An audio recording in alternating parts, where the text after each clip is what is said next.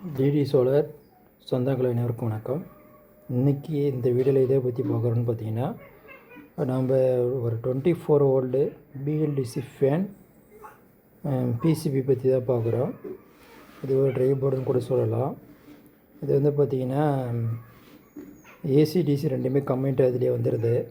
வந்து ஒரு RF போர்டுங்க. RF remote control தான் இதுக்கு வரும். ஏன்னா அது ஆர்எஃப் ரிமோட்டு ஐஆர் கிடையாது. இது வந்து மேக்ஸிமம் ஸ்பீடு வந்து 7 வரை இருக்கும். ஸ்மார்ட் ஆப்ஷன்ஸ் எல்லாமே இருக்குது. நம்ம 8 ஹவர்ஸ் இந்த டைமிங் வச்சு நம்ம செட் பண்ணிக்கலாம். எல்லா ஃபங்க்ஷன்ஸும் இதில் இருக்குது. ஆர்எஃப் ரிமோட் கண்ட்ரோலுங்க இந்த பிசிபி. இந்த பிசிபி பார்த்திங்கன்னா இந்த பிஎல்டிசி ஃபேன் பிசிபி, ஹேவல்ஸு, கிராம்ப்டான், அதுக்கப்புறம் பார்த்திங்கன்னா சைனெக்ஸ், நிறைய பிராண்ட் இருக்குது.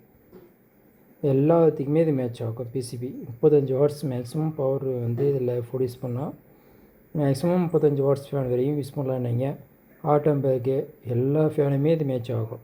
தேவைப்படுறவங்க கான்டாக்ட் பண்ணி வாங்கிக்கோங்க. 6 மந்த் வாரண்டியோடு நம்ம தரோம்.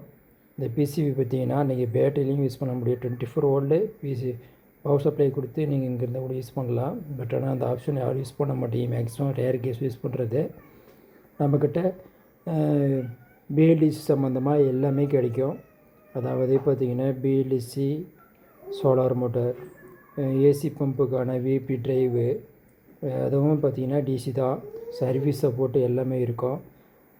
அது வந்து பார்த்திங்கன்னா இந்த மாதிரி ஒரு பாக்ஸில் கொடுத்துருவோம்.